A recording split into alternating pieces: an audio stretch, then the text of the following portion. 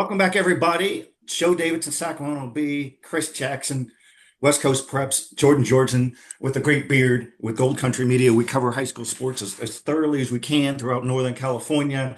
There's always good storylines. We got high school basketball playoffs for the Sac-Joaquin section. Starting this week, we're going to break down brackets, boys and girls, what to look for, some stat marvels. Jordan and Chris come up with great stat marvels and cool little factoids here and there. I'm going to talk about Mike Alberghini, the great Grant Pacers football coach, who died, why his legacy was great, and why it still endures. And we could see the ferocity of the Grant Pacers from yesterday in the last 3 years under Carl Reed, Sidquan Thompson, and a bunch of Grant coaches who were all proteges of Mike Alberghini. But let's talk about something just really quick first. Chris Jackson, you just got back from one of the newest schools in the Sac-Joaquin section. Location, name of the school, and why you were so fired up. Lathrop, River Islands High School. And wow, I mean, a first year varsity basketball program, no seniors. They're a 7 seed in the Sac-Joaquin section playoffs. And there's so many times we see, especially nowadays, the bogus, the bull crap, whatever you want to say with sports, especially people, just some stuff that happens at this level too that we unfortunately see covering it. It was just reminded me the purity of youth sports, of high school sports, kids that just grew up together, the chemistry they have. And I mean, the whole time in practice, you wouldn't have even thought that they were gearing up for a playoff game. You'd have just thought it was just best friends playing with each other, messing around with each other, but still going hard, rebounding, boxing out, talking a little bit of smack to each other as well. And a great head coach in Justin Graham, who was the assistant principal, the athletic director, and the head coach, all while raising a couple of kids too, who are super young. So where he gets time for all this, how he manages his time, I think that's a whole other conversation. But just fired up to see that, and it's cool to see all It's a these. feel-good story. That's Yep. that's so cool. Who do they play? Boys or girls? Who did you saw the boys So team? you will see they will play Big Valley Christian, who beat them by two earlier in the year, but that was also when River Islands, think about it, that was November. So River Islands was a new varsity program, no type of varsity basketball before. And they've got one kid, Charles Manipow, who is one of the best 3-point shooters in the state right now, around about 100 this year. So they are a team that can shoot, defend, box out. And they've got some sophomores they just brought up who hustle as well as anybody I've seen. They're kind of those grinders that we talk about, right? Those guys that just muscle and grab rebounds and just don't give a single crap about the glory. That's awesome. Before I dig into Mike Alberghini, and who he and what he was, Jordan, we're talking about a brand new school. Well, if there's a team that we're going to grab out of the Sac-Joaquin section brackets, boys or girls, I would think we might all think that one of the teams with a great shot at really making another run would be the Colfax Falcons. That's an old school, opened in 1958 up in Placer County.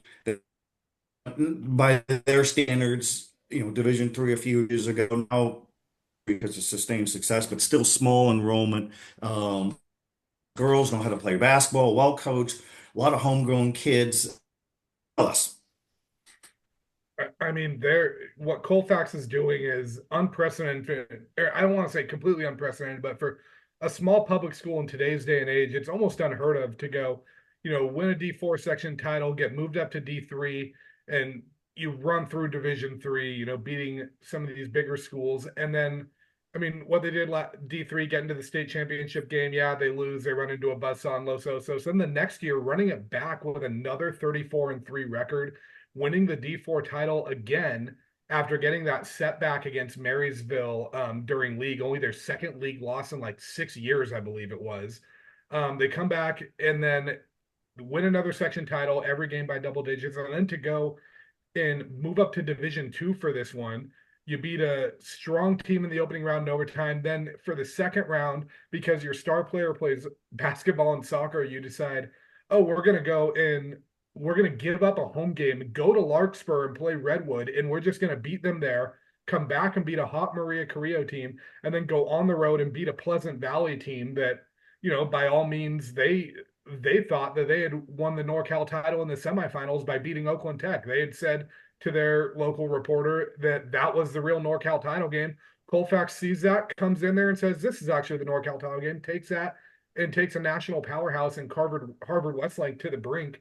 And now they move up to D3, and all they did this year is load up their non-league schedule. They're undefeated against Sac-Joaquin Section competition and get the 1 seed in D3. And Joe, like you said, I mean, I don't see any reason to think they're not the team to beat there. And we'll get to more on that in the brackets. But I mean, as long as Rexanne Simpson is coaching that Colfax team, I'm not betting against him. And as long as the trio of Kaya, Juliet James, and I mean, take your pick of Lorelei Masick, Maddie Segrist, any of them, as long as those kids are there, I think Colfax can hang with anyone. And they're such a reflecting team. It's a public school, small school, play multiple sports. There are, you talk about Kyra Diedrich, her mom is a soccer coach who was a student at school. Masick's got family that played football, coached football. So it's so cool. And at Grant High School on 100 Grand Avenue in Del Paso Heights.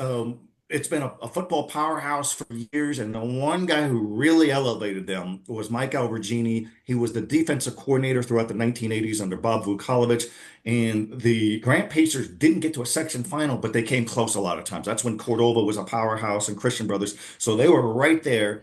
And Mike Alberghini during those years was coaching baseball, won more than 500 games, takes over as head coach in 1991. The Grant Pacers were unranked. They had like 2 wins the previous season. That's when we only did top 10. We do top 25 now because we have so many more schools in the last 35 years. His first season, he goes 10-0 in the regular season. He has 8 10-0 regular seasons, 17 league championships, 7 Sac-Joaquin Section championships, and then the breakthrough in 2008, the first team in this section to win a state CIF championship, did it in the open division, the big boy uh, showcase, still the only public school to do it. Pete Sacco was the Sac-Joaquin section from this section back then, and that's when you had to have a committee to decide who was going to play. Not all section champions advanced, and he argued for the Grant Pacers for the open division in 2008. Everybody else was saying, "Oh, you got to go with De La Salle, all that tradition," but they had a couple of losses, which was unusual. And somebody asked Pete Sacco, "Can the Grant Pacers compete with the nationally ranked #3 Long Beach Paul?" And he goes, "Not only will the Grant Pacers compete, they'll win." And they go down to Carson and LA County. They win in the final moments. And I led my obituary, the great Mike Alberghini, the coach who died last week at 78. And I led that story with he he left a parting gift. He took his Grant hat with a block G and left it in an empty, dark Long Beach Poly locker room. And he said, told me years later, he said, they probably saw that block G and they probably thought it either stands for God or Grant, but either way, they'll know that we were there. And so the whole theme is this whole state knows that the Grant Pacers were there, and we applaud his greatness. Sad to report he was in failing health the last couple of years. I did a lengthy interview. His last interview was a couple of years ago, and he sounded so tired and fatigued. He knew it was a long road, so indebted to his wonderful wife, Mary, of nearly 50 years.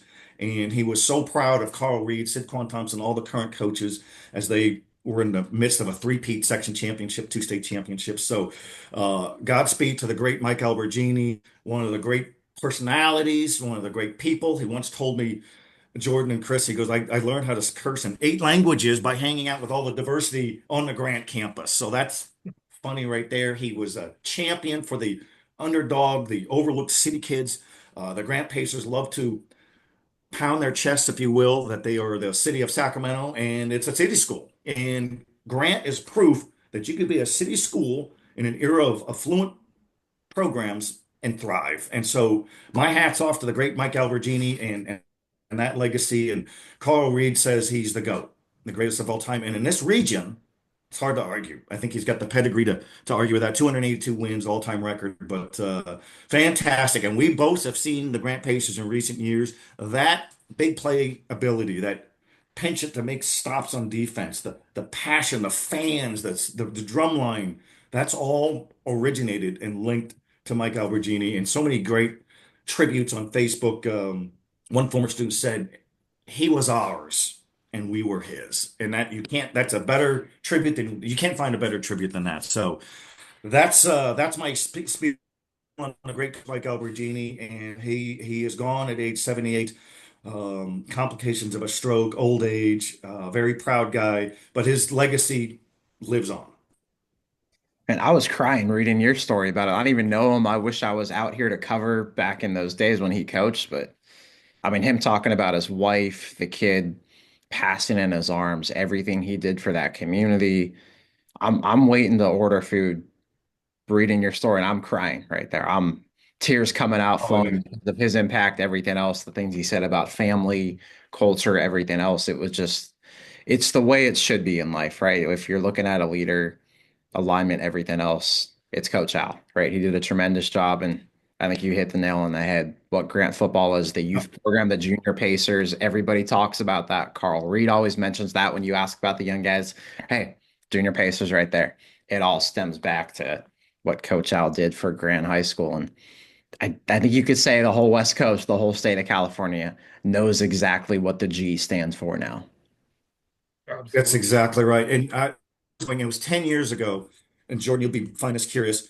It was 10 years ago when a horrible thing happened to a Grant player, and I was pulling into the parking lot on Horseshoe Road to go cover a Del Oro football playoff game. And Mike Alberghini's calling me on his cell phone. And Mike, what's going on? He rarely called on a cell phone. And he said, I'm probably going to get fired by the district, but I have to talk to somebody. I need to talk to you right now. Yes. And I pull in and, what's this? This is 2 hours before the game. He goes, we just lost a player. We have a horrible situation. We have a tragedy. We need to postpone the game. And I think he just needed somebody to talk to. And I said, I'm all ears. I typed up a story from my cell phone, from my lap. And sent in a story. And what had happened is the Grant Pacers were getting ready to host a playoff game. And some 3 hours before kickoff, JJ Clavo, a good student athlete, one of the team captains, one of the beloved figures on campus, engaging young man, said, I'll take some guys and get a food run. And some of those kids don't have anything to eat. And so he takes two or three teammates, and they go driving across town and in the Grant area. And they're not troublemakers, but some troubled kid, a nobody with a gun, approaches the car in broad daylight at 5 o'clock, 4:30, and shoots into the car. And the one of the other guys takes over the wheel. They didn't go to a hospital. They went back to Grant's parking lot because they knew Coach Al was there and they knew he could help them. Genie rushes over. JJ Clavo dies in his arms, and the game gets pushed back to a Monday. And it's the most moving thing I've ever seen in all my years doing this. There were 50 or 60 local high schools, bunch of players, coaches, and they lined the entire field in uniform with heads bowed in a moving tribute to JJ Clavo, his family, including his mother, Nicole Clavo, and to let that community know why we feel you hurt, we understand your grief, and for Coach Al. Wow. And he said he'll never forget that. And he said in my story, he goes, when I talked to him 2 years ago, he said, I'll remember that to the day I die. So just amazing guy. And we could talk all day about him, but why don't we shift a little bit? Jordan, why don't you take the ball here and tell us, let's go through some of these brackets. Are there we talked about the Colfax Falcons girls. Let's go Division One. Who just jumps up on the obvious and maybe not so obvious in the girls Division One? I got my bracket right here. Let's discuss. I mean, yeah, the girls division one, I think the big question is going to be, are we going to get Folsom St. Mary's for what, a third year in a row? And I mean, they're the top two seeds, certainly looks like it, but man, there are some big players in this bracket. I mean, just looking at McClatchy at a 3 seed, I mean, them and St. Mary's, that matchup can go either way. Lincoln of Stockton as a 4 seed is no slouch. Oak Ridge, no slouch at a 5. Antelope, a solid program at 6. Vanden at 7. So, I mean, a lot of these usual suspects may be in play, with, the big three being Folsom, St. Mary's, and McClatchy. But yeah, I mean, we're shaping up for what should be a great bracket. And I think the beauty of these basketball playoffs is, I mean, Joe, you can attest to this, and Chris too. I feel like every year we always see one big upset in that first round. I mean, a couple years ago, I think Rodriguez beat Del Oro in the first round. St. Mary's as a 16 seed beat Ponderosa, who was undefeated a couple years back. I know Natomas a few years ago gave Placer a scare. It feels like every year we get at least one double-digit seed pulling a big upset, if not multiple double-digit seeds pulling it. And I think we've had a few double-digit seeds making runs to Golden One Center. So, I mean, D1 for girls is loaded as ever. And I think across the board, girls basketball and boys basketball, these are going to be great playoffs. Chris, before we turn to you, just a start Tuesday, tomorrow night, home sites, all games at 7 p.m. No senior night, no JV. These games will start right on time. We'll be heading to the parking lot at 8:40. Uh, any thoughts on Division One and maybe also jump us into Division Two? I think Jordan, you're exactly right. I would be surprised if it's not Folsom versus McClatchy or St. Mary's. McClatchy's got Nina Kane headed to the University of Washington, or B Player of the Year last year. Got a real good shot this season. Steve White, Oak Ridge, 700 wins. Chris Jackson on West Coast Preps just had a nice big slam. I'm going to have one on him this week as well. But Chris, anybody of note, players of note, what to look for in Division One before you jump to Division Two? Give me McClatchy to make her run the goal in one. Anytime your leader, your superstar Nina Kane, and Joe, you were there last year. I think I mentioned on our first podcast. If you've got a girl that's doesn't think she's done enough and thinks she's played poorly, when she's got 20 points on a very efficient day, 10 rebounds at the half, and is upset with herself, I'm not betting against her. I'm not betting against Coach Oda, and I'm not betting against who else they got. All right, Lewis is a great, great player on that program too. McClatchy, Nina Kane is great, and she would admit too she's got some great teammates. And Lewis is one of those stars next to her. That's a team that I would bet on to make that run the Golden One. Division Two, Chris, lead us off. We got Christian Brothers championship pedigree. You've seen the Falcons this season. I've seen the Falcons this season. Alum of the school when she went by Shannon Hicks. Leah Harmon, terrific point guard in high school basketball. If you have a point guard who can hold the ball, Jordan knows this, you can do some serious damage. Whitney, defending champion, is a 5 seed. Christian Brothers, the top seed. Del Oro is really good. Atwater, Del Oro, we talked about Del Oro last week. Let's talk about it again. What does Del Oro have as a 3 seed, Jordan? And they have a pretty good point guard, too, who's pretty dangerous. Yeah, stellar point guard in Bella Von Seipler. Peyton Hyde, too, probably maybe the shortest girl in that starting lineup, but is their power forward and does not play like she's the shortest girl in that lineup. Just a loaded team. First year head coach MJ Massis. And then another thing, too, is, I mean, we started this on a somber note, but Del Oro's going into this postseason with heavy hearts, too. Sienna Hoffman, a girl that played with this program for a long time, played volleyball and football at Del Oro, graduated in 2023. Tragically passed away last week. They ended up having to postpone some games because of it. But, I've seen a lot of girls on that team posting stuff about them and how they're kind of going into this postseason with heavy hearts. But and this is a Del Oro team that's dangerous. And I mean, you look at them as a 3 seed and an 18-10 record, but you look at who they've beaten, and some of those losses came kind of early. I mean, right now it's crazy to say with Christian Brothers and Atwater, the back-to-back defending champs, Whitney and stuff like that in this bracket, and a strong El Capitan team.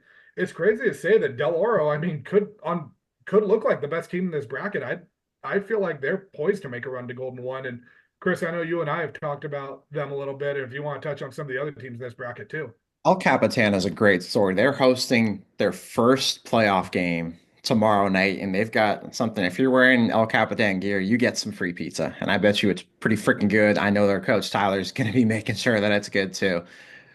You've got Maddie Dietz on that team too. Alexis Valenzuela is a freshman who I believe had, gosh, her stats throughout this year are just incredible. They've had records broken, now hosting their first ever playoff game, a league champion, just beat Atwater the second time, who's the 2 seed, who's also got the great Leonard Davis coaching, a league MVP in Carissa Huko. I mean, up and down, north to south in this bracket, it is filled with great storylines, great teams. And Jordan, you hit it too. There's not just Christian Brothers is fantastic. Olivia Novi is a great sophomore. God offers a competitor, hits threes like no other. I think I hit 6 or 7 threes in one half. It's really almost shocking. They've got grinders, hustlers, selfless players.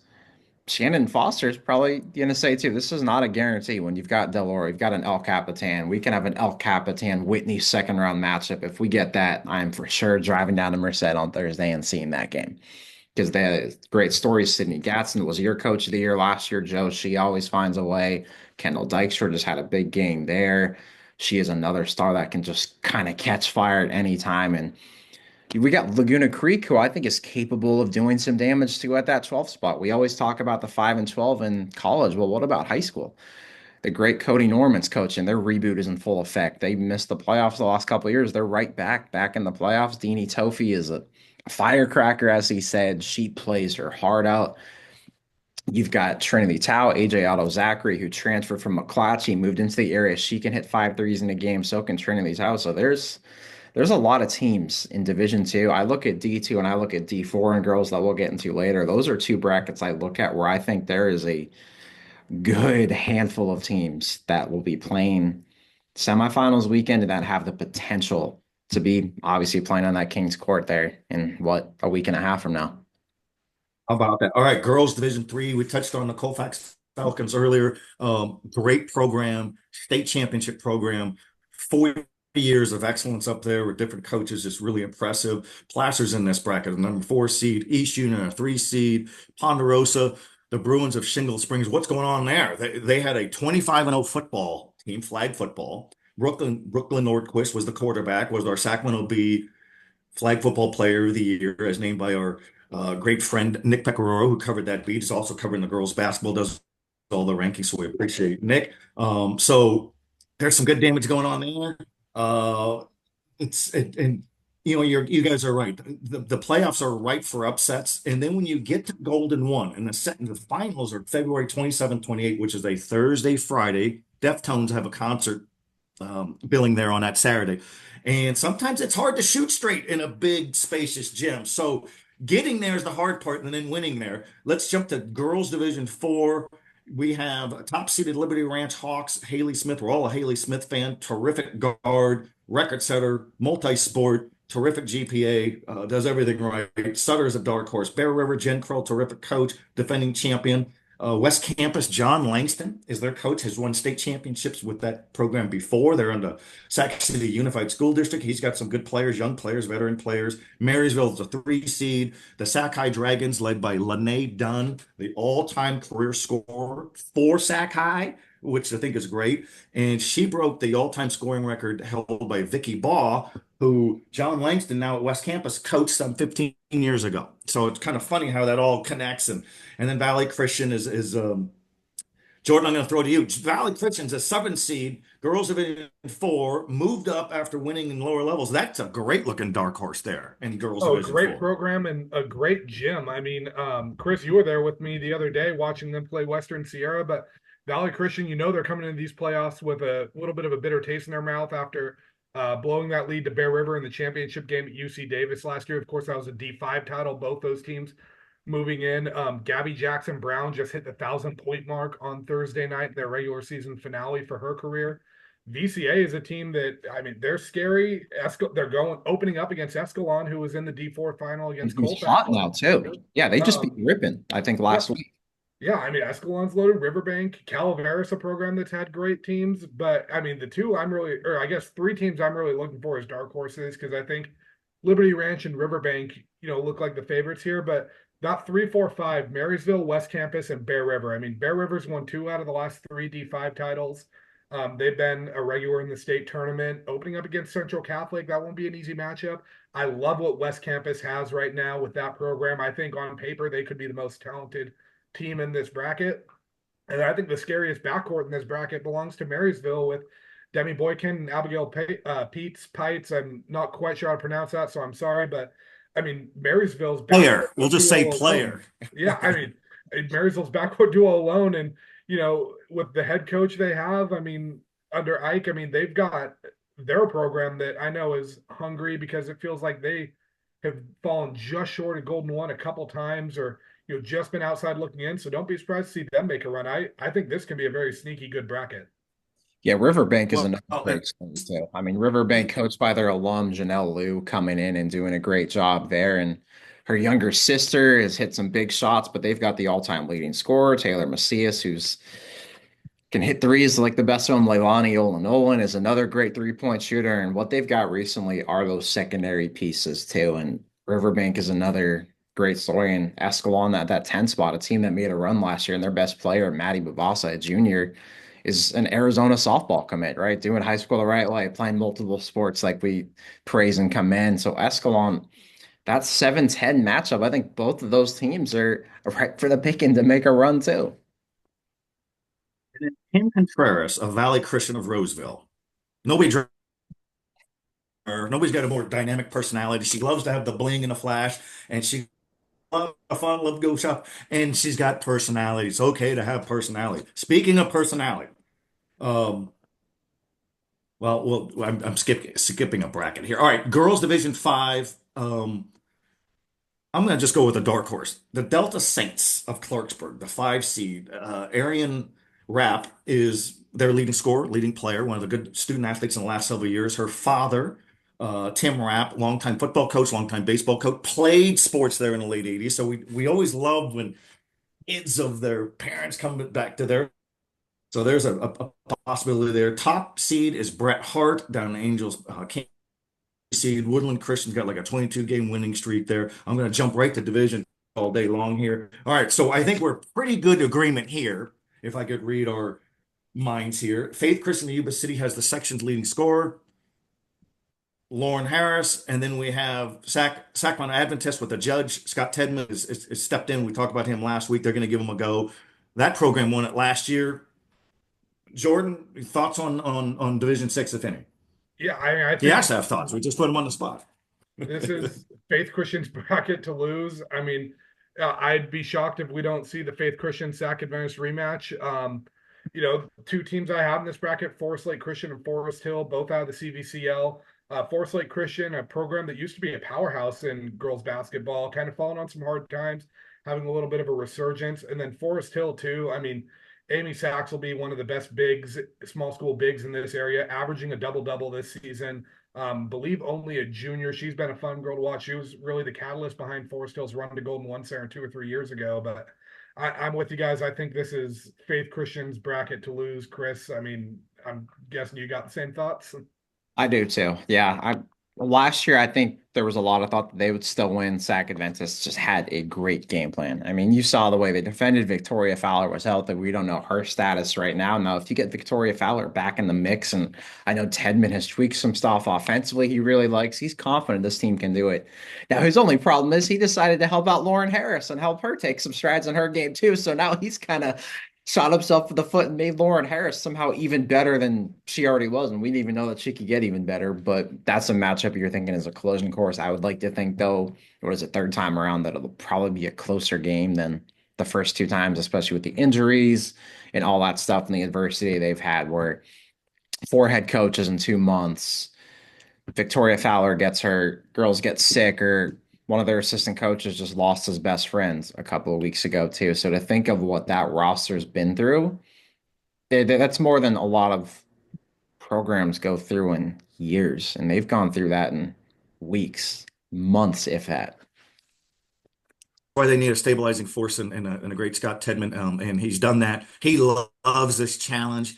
He liked working with and coaching up a Lauren Harris 5'11" guard. Then she hits 7 threes against him in a game.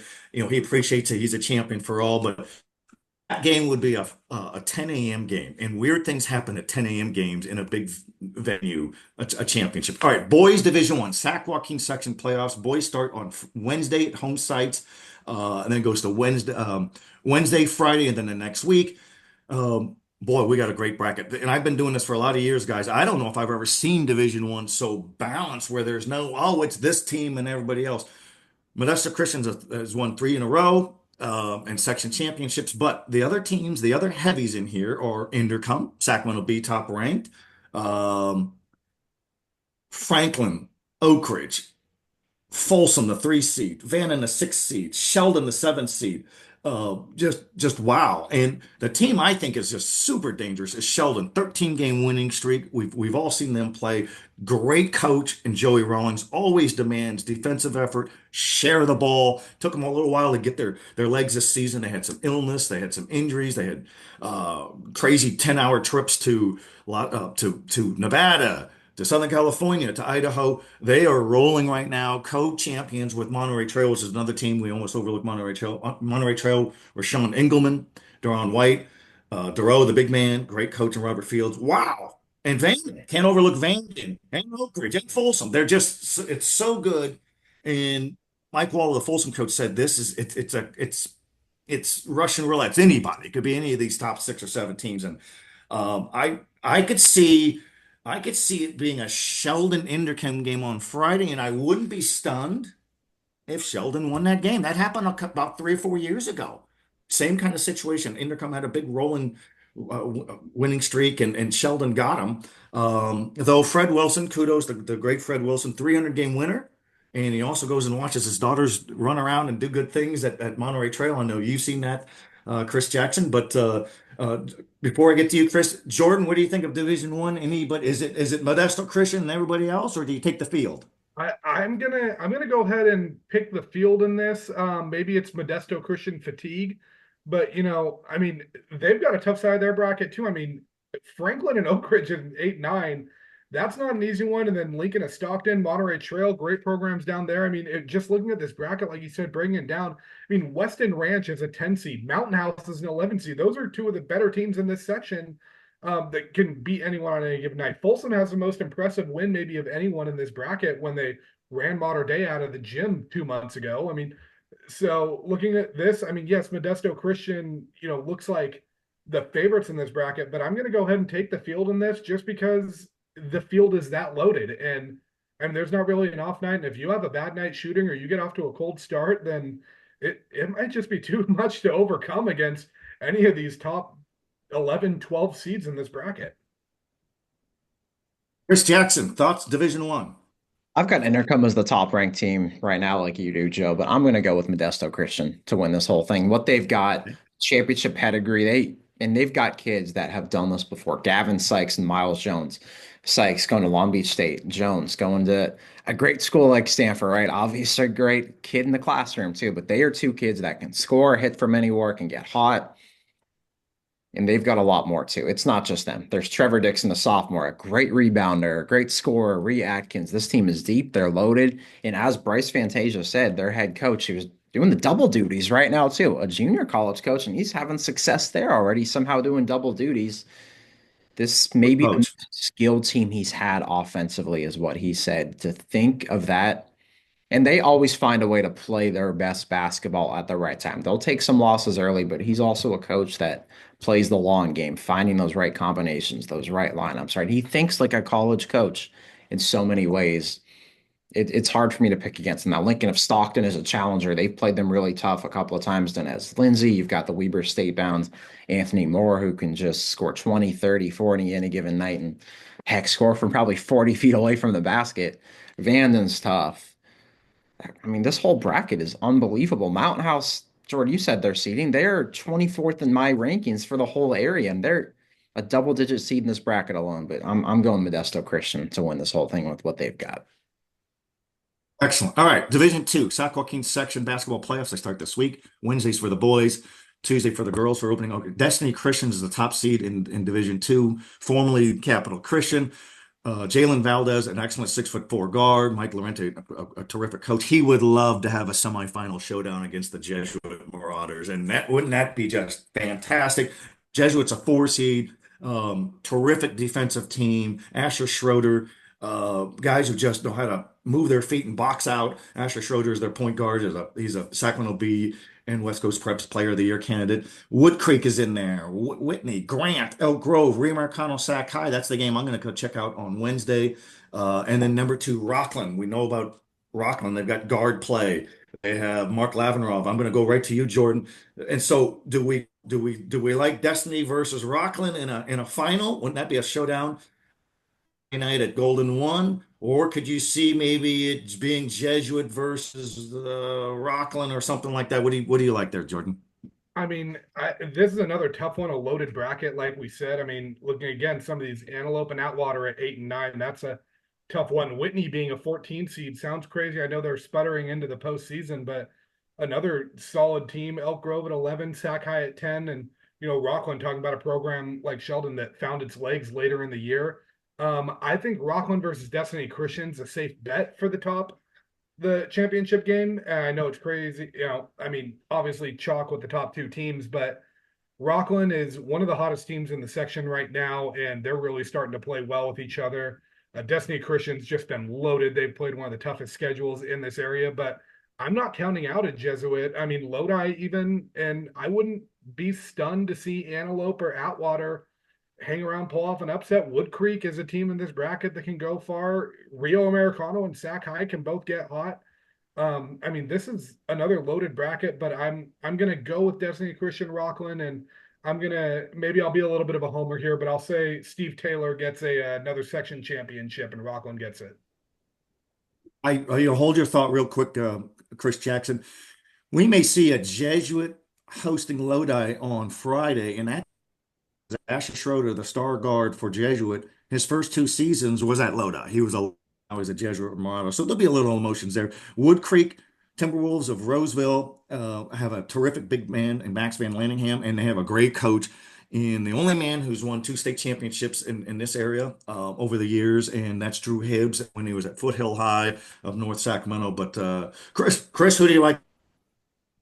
I'm going to look at one of those dark horses. Rio Americano's got a lot of 3-year, 4-year varsity guys. Just got a huge win over Christian Brothers, coached by Chris Jones, who doesn't like credit, doesn't think he's that good of a coach, but he is. Look at what he's done. The wins he always gets. Second half of the year, his teams always get hot. They've got the experience. Adrian DiVenisha is one of the better players in the region. Ian Ang, Jace Thompson. I like them to maybe shock some people here. Now, I'm still thinking maybe there's a Rockland kind of Destiny Christian championship, and Steve Taylor's got Rockland playing basketball really well at the right time, right? It takes time to integrate. It doesn't matter how good Eli Willis as a transfer is. That takes time to get that chemistry going in game, especially when you're playing in the freaking SFL too, in their schedule. But Destiny Christian's got leapers. They've got a great senior guard in Jalen Valdez who gets to his spots, smart, high IQ, the athleticism, the shooting, the talent. I think Destiny is the favorite here, and they have faced just an unbelievable schedule. Heck, they may be 17 and 11, but I put that schedule up against anybody in the state. Yeah, that's good stuff. Then let's bounce to Division Three. Christian Brothers, the top seed, terrific season this year, had a non-league win against Jesuit. And it's the same league as Rio Marcano. You just mentioned Rio Marcano. That's the top seed, Christian Brothers. The number two seed, the Placer Hellman. We'll ask Jordan about the Hellman. He knows them well, having covered them quite a bit. 12 Bridges, another team. Just talked about them last week. 12 Bridges beat Placer, but then the team that beat 12 Bridges twice is the Roseville Tigers. They're the 3 seed. 12 of their 15 guys are multi-sport guys. We always applaud that. Here's a great dark horse, led by a coach that we think the world of. The Burbank Titans on 3500 Florin Road in South Sacramento. Farrell, you just watch them play. Chris Jackson, they got some guys, they've got some guards, they got some shooters, they got a fiery coach. They could make some damage in this, do some damage in this bracket. This is another great bracket. My goodness, what a freaking year just at every division, right? We've talked about 12 Bridges before. Central Catholic has Jordan Magana, a great guard. Burbank, though, Lindsey Farrell, he's over 500 wins, girls and boys basketball. He's cleaning the floor, everything else. He said he probably has a couple more years left of this thing before he probably hands the baton to his lead assistant, Terrell Gordon, who was He told me that 5 years ago. Yeah, so there's one of those things ago, yeah. So they don't go away. Yeah, exactly. Coaches, it's hard to get rid of that competitive edge, and you fall in love with a new group of kids every single time. It happens I can't even tell you how many kids, but Mike Butcher is a phenomenal guard, just hit 1,000 points, hit 6 threes on Friday night to beat West Campus. You've got Cedric Sidnor, who Lindsey Farrell said he couldn't even chew gum and walk or run at the same time. Now he's blocking shots like this going up and then coming right back down and blocking another shot again 5 seconds later, running up and down the floor, getting big baskets. They've got a freshman in TJ Tagger who he's hit 4 or 5 threes in the game as well before. So they have got guys. That is a team I just put into my rankings because of what they've done. 20 wins. They've won 5 straight since playing Mountain House down to the wire in a 1-point game. That is a team playing well. Roseville's got length, a shooter like Ren Marsh. And then your guys at Placer, Jordan. I mean, Emmett Rose, 43 threes made in the last 4 games alone. Anytime Swezzy texts me this stuff, I'm just in awe. I almost want to throw my phone because I'm like, how is this possible? He's one of the best shooters I've ever seen. I think he's now up to 143 three-pointers on the season, which is more than a lot of teams have as a team. Cannon Rector could be one of the best point guards in this entire section, if not in NorCal, with the way he plays. I mean, if you want to know how good Placer is, I mean, they're 25-3. Two of their three losses came to Antelope and Fairfield by single digits. Both of those games were without Cannon Rector. And then their loss against 12 Bridges was, I mean, maybe, just one of his worst shooting nights he's had of the season. And they lost that one by 3. So if you want to know how much of a difference maker he is, and that tells you right there. But yeah, this bracket, Chris, I know you and I have talked about Division III a lot. This was a bracket that 2 or 3 weeks ago I thought looked like a 2-horse race between Placer and Christian Brothers. And now, I mean, Roseville swept 12 Bridges, and 12 Bridges got that win over Placer on the road. So, I mean, right there, that's two teams that you got to watch out for. Central Catholic is a scary team. How about this Fairfield Lincoln matchup on Wednesday night? I think that's going to be a great game. And I know, Lincoln kind of a tough break because they were that team that could have gone D4, could have gone D5, and maybe in D4 they're a 4 or 5 seed, but they end up, or sorry, D4 or D3, but maybe they're a 4 or 5 seed in D4, but they end up at 9 in D3. But great matchup with Fairfield there. And then my dark horse in this bracket is, I mean, I got 2 of them. How about Bayer out of Modesto? They're coming in with, I think, only 3 or 4 losses on the year. And then Nevada Union, if you want to talk about a team that can get hot and beat anyone and shoot the lights out of a gym, don't be shocked to see Nevada Union go on a run, because they are a team that if they are making their shots and their shots are falling, and I have seen them hit shots with hands in their face and not much more a defense can do, that is a team that I would not be shocked to see finding themselves in the semifinals. Good stuff, good stuff. All right, Sac-Joaquin Section Boys Division IV. We have the Natomas Nighthawks, the top seed. Casa Roble Rams, the second seed, both rivals of the Golden Empire League. Manuel Jenkins is one of the great guards and scorers in this region, and hot playoff run last season for Natomas. He's back. They had that spirited playoff run. West Campus of the Sac City Unified is in this bracket. Marysville, Dixon, Colfax, Chris Jackson. Who do you like here? I'm going to just go. I'm going to go simple. I'm going to believe it's going to be Natomas over Casa Roble at Golden One Center. Casa just beat Natomas. Natomas ran him out of the gym in the first meeting, so there's been a lot of improvement there. But Chris Jackson, who do you like in boys section Division IV? And we all know how hard it is to win in Orangevale too, right? It's a great crowd, great fans. You've got Chris Horner, their football coach. He's at every game with his family. Just he's probably the one leading the student section. I can't confirm that, but I wouldn't be shocked if Horner's the one leading the student section, making them do those chants, right? That's just the energy he has. But I'm in the Thomas guy this year. What they've got, the athleticism, the guard play, the coach Brian McKenzie. I want to say he was your coach of the year. Correct me if I'm wrong, Joe, last year, but he's doing a phenomenal job there. And I think that experience they've got, they know what it's like. They've got a full roster now the second half of the year. That's the team I like. But I'm looking at a potential team to make some noise. That 10 seed Union Mine. They really struggled. Just won a couple of games in non-league, but they've got hot. They've got a full roster now. Colt Patterson at transfer is eligible. He's averaging in double figures. They dribble drive. 4 guys averaging over 10. You know what that says? Ball movement. Ball movement, ball movement. They can shoot threes. They got 2 great seniors, Matt Manfredi and Tyler Chambers, who've I just saw Tyler Chambers at 7 first half threes in a game. They got good sophomores coming up, Christian McPartland, Jeremiah Ott. And when you've got a guy like Coach Williams and he's got John Keltner, the free throw guru, and everything else, that's a team that won 30 games a year ago, goes to a NorCal final. I think they've got the leadership in the group that could shake this bracket up a lot. Well done. Well done. All right. Sac-Joaquin Section Division V, as we start to wrap this up. I'm going to go right off the bat. I think the Woodland, the top-seeded Woodland Christian Cardinals of Yolo County should win this bracket. They have the section's leading scorer, 6'3" Romello Brune. Last season in the playoffs, he played with a hockey mask after he took an inadvertent elbow, knocked some teeth out, and knocked it through the gums. Just horrible. He couldn't see side to side. He didn't have the mask, so I think he's going to really be unleashed here. Argonaut's the second seed, right on the line. I would think it'd be those. Those teams. Bruins got 2,000 career points, only a junior. He's hinted that he may transfer to a bigger school, so we might be seeing the last of him at Woodland Christian. Westlake Charter is in this bracket. That's a newer school from Sacramento. Fortune of Sacramento as well. Western Sierra. I'm going to go right to you, Jordan. Anybody of note in this bracket that kind of makes you think that this team could be a a dark horse or overwhelming favorite? I mean, you just mentioned one of the dark horses I have in this bracket, Western Sierra, sophomore guard John Harb, fun kid to watch.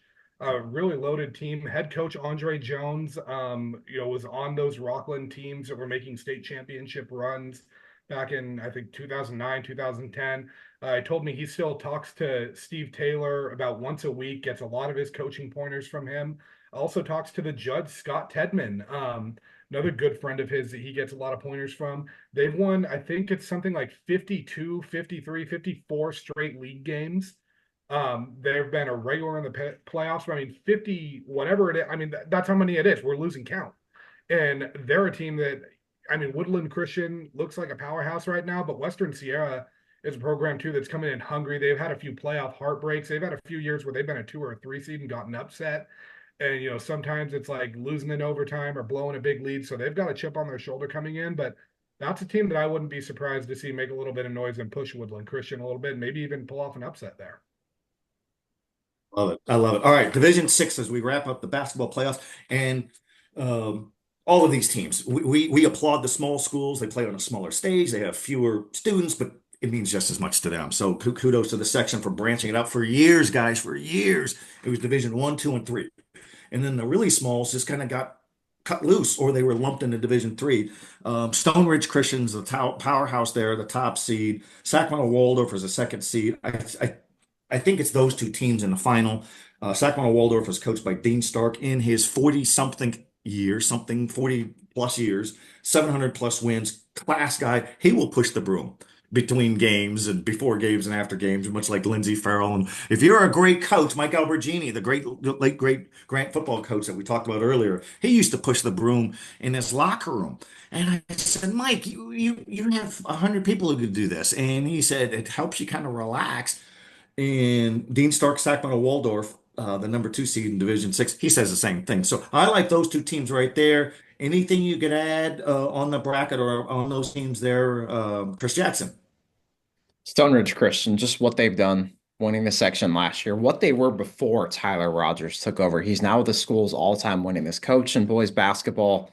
The 10 years before he took over, they were 28 and 191 overall and 7 and 112 in league play. To think of that turnaround to then become a championship program is, I mean, that's unprecedented stuff right there. They could have folded the program. Not enough success, not sustained success, no success. So kudos to them. And they're in Merced, correct? Way down into 209. Yes, they are. I mean, you're seeing great basketball down there too. That area, Atwater, everywhere else just keeps getting better and better. And coaches like Tyler Rogers just also make it better. That's excellent. Hey, so next week we will talk about 8-man football. I found out the teams that are going to play it. Forest Hill's one of them up in Placer County, St. Juan, a couple others, Delta Saints and Clarksburg. We'll talk about that. We'll talk about how these playoffs have gone. As we bow out, any stat marvels, any achievers, anybody of note that we should So what we need to do name drop? first, sir, we need to do listener questions first before we get off too. I think we've let this Mike guy off the hook for a week. I think I'm not Let's going to do it. now I'll defer to readers, you, sir. now readers and emailers, I won't mention your last name unless you want that mention. I'll just mention your first name. In case you're a coach, you don't want to get in trouble with the question, yada yada, whatever it is. But Mike, with a great question too. Do you guys think the CIF should step in and make a statewide rule for transfers after seeing the number of transfers in SoCal? Something has to be done about it. First time transfer is free. The second one, you sit out a whole year or something. Well, I'll go first. As much as we think transfers are an issue in the Sac-Joaquin section, the second largest of the 10 that make up the state of California, they don't all have the same rules. All sections are independently governed. So that's why you'll have different rules in the northern section, southern section, Oakland section, Sac-Joaquin, San Diego section. I don't like transfers. I think it could be a bad thing. Thank goodness it doesn't overwhelm us here locally. Pete Soccer, the late great Sac-Joaquin section commissioner before Mike Garrison took over some 10 years ago, was big in implementing a 30-day sit-out rule. And we still see that. Sometimes kids sit out even longer. So that's um, to answer the question, you can't get all the sections to completely agree, but if there's undue influence, if there's any rogue cheating, all sections are aligned, they will sit that program down. And I think that's a good rule. And you're starting to see them hit schools harder, right? There's that lawsuit going on at St. John Bosco right now, too. So if you think that they're just turning a blind eye, in reality, they're not with what they're showing with some of the bigger money, bigger name schools, powerhouses like that. You wish that there would be uniformity at the top, but also if you think of California, it's just not all the same in every sector. That's probably what makes California so cool in a lot of ways, right? The Bay Area is far different than here in Sacramento. We're way different than LA, the Valley, everything else, Chico, Redding. You're probably not going to get that uniformity as much as we wish that we could, but we do not have that transfer problem here, like you're looking at in the Bay Area and some of those sections, or heck, what's going on in LA when you're seeing 15, 20 transfers into a school at one time. And I'm kind of with you guys on it. I think, and I think it should be this way for colleges too. I think the NCAA should step this in. I think there should be one transfer free of charge. You get one freebie. Maybe you don't like the coach. Maybe you're getting bullied at school. Whatever it is, you get one transfer freebie. You get to play right away. Maybe your family just moved. Who knows? I think the second transfer, that's where it becomes okay. Now you got to sit out first 5 games for football or half the season or whatever we want it to be, a uniform rule. And then, if you're transferring a third time, I mean, come on. At that point, it's not you, it's me. I mean, Yeah, at that point, it's not all the coaches are screwing you over. Every coach hates you. It's at that point, that's when you need to start thinking. I mean, unless you're a military family and you're moving all around because of something like that, or your parents are getting transferred for work, more often than not, if you're transferring 3 times, that's where you start looking at like, hey, maybe the problem here is that you got to be held accountable a little bit. what are we teaching kids to in that point? If you just keep running from job to job, whatever it is, you just keep running away from your problems. At a certain point, you got to face that adversity head on and deal with that because that's how you become better. You're at one place for 6 months, another place 6 months for a year. How are you growing from that? Sure, maybe you're learning some cool stuff along the way, but sometimes you got to look in the mirror and challenge yourself and learn how to get through tough times. Sure, all three of us have been through tough times, and sure, our families have too. And what are we better for it? I would say so. And I would say some of these kids, these players in college that stuck it out are better. And it's harder to get a degree in college if you keep transferring because not all credits transfer. There's different classes, different majors, everything else. There's that piece is still important to it too. And we think about the kid who transfers. He's not doing it by himself. There's mom and dad involved. And we all know in my 40 years doing this, that has not changed. And parents just feed off of the lack of respect card. And my kid's not getting this and this and that and blah, blah, blah. And so they get angry and they start moving their kids. And we see it in basketball, we see it in baseball. And at some point, there's no punishment for the parent. And we could understand, we could applaud and appreciate ambition. If you want to go to an IMG Academy or a Mater Dei or big name private school, fine. But if you've already got it good where you are, be a leader. That's the way I think. I think we're all universal on that. And we certainly invite more questions. How can people? Yeah, so email us at stoogespodcast@gmail.com. I'll read those each week. Just do that if you want your full name mentioned. If you don't want your name mentioned or whatever, just let us know in that email too to preface it. And speaking of lunacy, I guess right before we go, Joe, you had a great story that you were told on Friday too by an official. Yes, yes. And this takes us right back to the heart of Jordan coverage area. Maybe he could get some more heat. So I was talking to a couple basketball referees before the Folsom Oak Ridge regular season finale. Terrific referees. And by the way, the doubleheader between the girls and the boys, Folsom and Oak Ridge, went without incident because these officials are really good. They let the coaches talk to them. They'll let the head coach chew on them, but they have a good flow. Anyways, they were saying that last week at the previous week in a girls game, Roseville 12 Bridges girls game, a 12 Bridges parent came after one of the referees and was nasty. And we don't want you here again and blah blah. That according to the referee, that parent is suspended now. And so our thinking is enjoy your kids, enjoy victories. The team won, And if you really feel like you're getting a raw deal, take your kid down to the Shriners Hospital and meet kids who would do anything to run and play. Perspective is needed. And these referees work really hard and they don't need the grief. And I always like to think if you think you're a better referee, start stretching, start hydrating, and you do the second half. And the Otherwise, mute point it. for these refs, think of the vantage point for these refs. There's no replay at this level, too. Yes, we've seen bad calls. I've seen calls sway games that I did not agree with, but I'm just going to tell you, I don't, these, any ref I've talked to is not coming in thinking, hey, I want to screw over this kid. I want to screw over that kid. I've seen the games everywhere from the Bay Area to here, state in Southern California. Right? It's not just that thing you mentioned at 12 Bridges. I'm seeing that everywhere, too. So don't just think we're picking on. Forever. Yeah, and it keeps happening. And heck, if I were a kid, if I ever saw my parent acting like that, luckily I never saw my dad act like that at the game. But if I did, I would chew him out. I mean, that's Yeah. just the way that I don't want that. And when I'm a parent, I don't want to be like that either. Let the refs ref, let the coaches coach, and let your kids be kids. And And one thing Jordan, I I'm going to let you close out here, Jordan. The We're not saying that the 12 Bridges parents aren't wonderfully supportive. We could see that incredible support for the 12 Bridges football program. And they may all mean well, but you gotta, people, the word gets out. People are videotaping, people talk, and let's be on our best behavior. Players are supposed to be on their best behavior. The section commissioners will talk about it before the section finals. They will take the team captains in the back room and say, this is your first warning right now. Keep it clean, keep it civil. And that means everybody. And if you have fans out of control, we will address it and it won't be pleasant. And I think you have to do that because this event at, at at Golden One Center for boys and girls basketball, Sac-Joaquin Section Championships is the crown jewel event for this section. And so let's everybody do their part, including you, Jordan, who's going to close us out on this.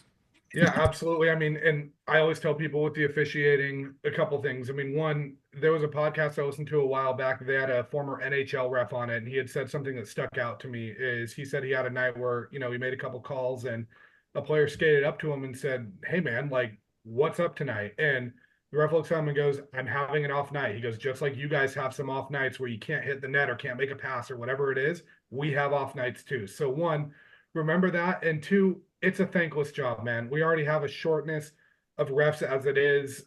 I mean, the NBA guys aren't perfect every night, but we expect the high school guys to be perfect. I mean, yeah, bad calls are going to happen here or there. The reality is they're probably not out to screw one team over the other. It's not it. They're just not. There's no money in it. There's no betting in it. There's nothing like that. No schools paying off the refs. Schools are barely able to keep athletic programs afloat sometimes. They don't have money sitting aside to go shove to a ref unless it's a parent handing them a crumpled $2 bill or something before game 5. There we go. Joe's got the big bucks. Wow. And Times are tough, so we're just throwing some ones around here. yeah, I mean, so a shout out to that. But on a brighter note, one stat marvel I want to shout out before we get this one done. Alicia Osagueda of Lincoln High School, a senior soccer player, has 58 goals this season and 105 in her varsity career. I mean, shout out to her, just an incredible season. 58 goals in 16 games played. She's averaging over a hat trick a game, 3.6 goals per game. I mean, that's incredible. I mean, I know we give a lot of our love to basketball, but Kudos to that kid. yeah, that you can't top that. What the heck? What am I? No, that's a good. I mean, that's unbelievable.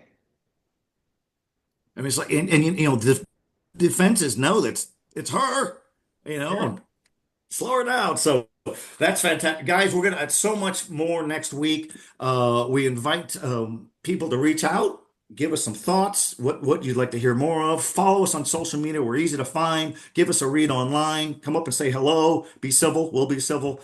We appreciate everybody. For Chris Jackson, Jordan Georgeson, Joe Davidson. We're the three Stooges. We don't take each other that seriously, but we certainly take our job seriously. And I appreciate you guys. You guys are gold, and we'll see you out there soon. Absolutely. Yes, everyone take care.